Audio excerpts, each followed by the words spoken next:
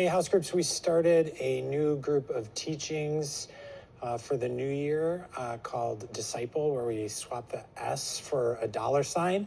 Jesus says, where your treasure is, there your heart will be also. And so when it comes to being a student of Jesus or a follower of Jesus, it has something to do, maybe a huge something to do with possessions and with money. And so that's kind of what we're talking about.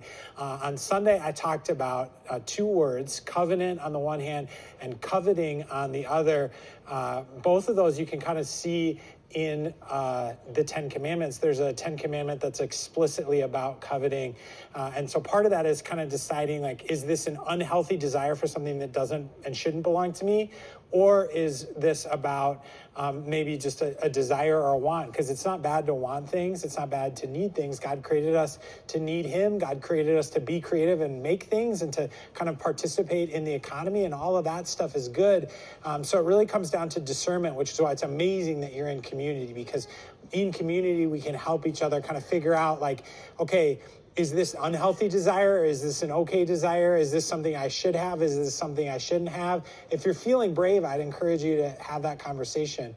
But one of the things that God wants us to remember is that everything about being a student of Jesus and living in the world starts with him making a covenant relationship with us, with him saying, you belong to me. The Ten Commandments begin with God telling us that we are his people, that he is our God, and that he rescues us from slavery. In the initial Ten Commandments to the Israelites, it's about physical slavery in Egypt. For us, it's about our slavery to sin and death, and Jesus rescues us from that with this free gift of unmerited favor or grace. And so that really, when we talk about being a $sign disciple of Jesus, it starts with this unmerited favor from God.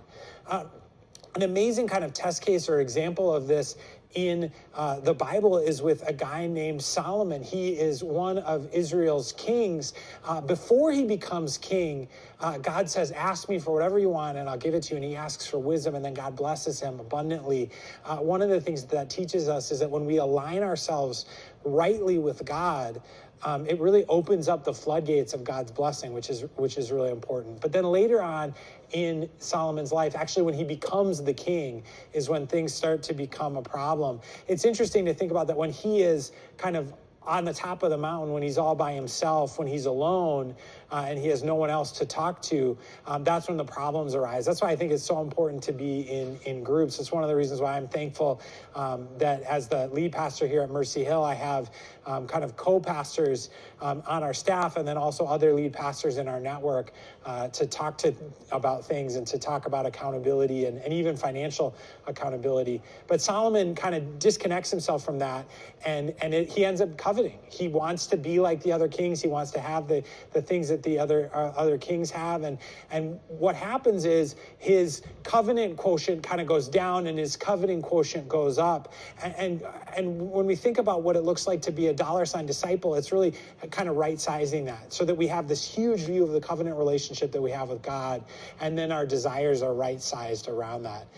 So anyway, that's just a recap of the kind of core concepts of the sermon and an introduction to kind of thinking about Solomon in that way as you have your conversation together. I hope you have an amazing conversation and that you really see the value of being in community with one another.